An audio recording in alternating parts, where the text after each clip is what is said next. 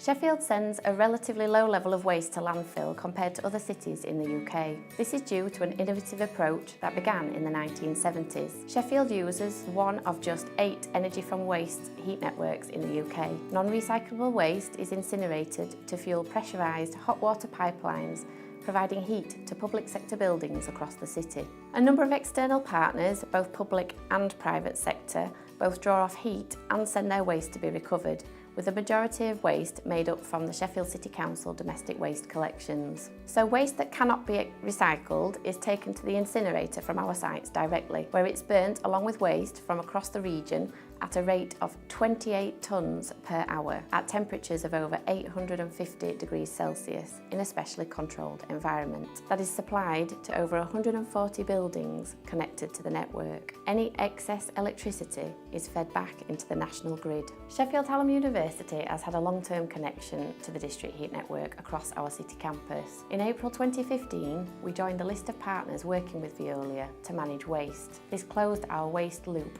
as the university's waste is now returned as heat energy. Last year, in 2016, the university updated its environmental policy commitments regarding waste, and we're proud to be a zero waste to landfill organisation. The university maintains recycling streams to ensure that any materials that can be reused, in line with the waste hierarchy, are segregated on site to be taken for processing at another Veolia plant. This aspect is growing following the recent introduction of food waste recovery on site. Through our ongoing partnership with Veolia, we've achieved many improvements to the waste management processes across the university. We're working closely to achieve our waste reduction targets and increase recycling rates across the campus. The partnership with Veolia has brought wider social benefits to the university. Veolia support our Green Champions networks by providing regular opportunities for Green Champions to go and visit the energy recovery facility and see what happens to our waste when it leaves the campus and how it's returned to us as heat. They also supported us recently during Freshers Week,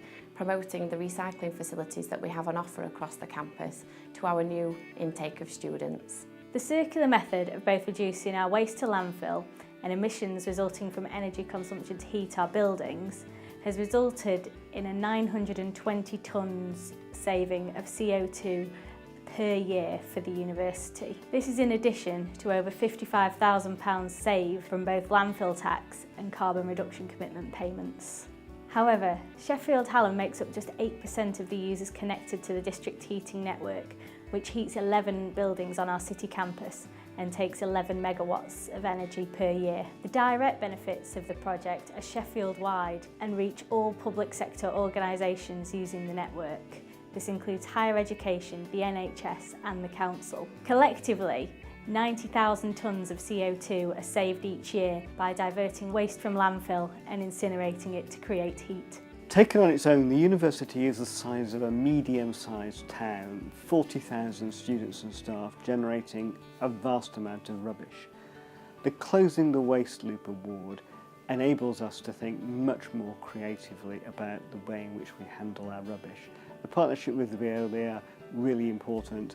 We've been able to get to a position where we are pretty sure that none of our waste is going to landfill. That has massive environmental impacts on its own. It saves us money on landfill tax. It allows us to generate increasing amounts of our own heat through the way that we handle that waste. Closing that loop, really important in looking at, from end to end at the university's impact and the way we work with partners. I'm really pleased that Sheffield Hallam has been shortlisted for 4 Green Gown Awards. The impacts that universities have, not just on their students, but on the cities and the regions in which they're located, is very important. We should lead locally.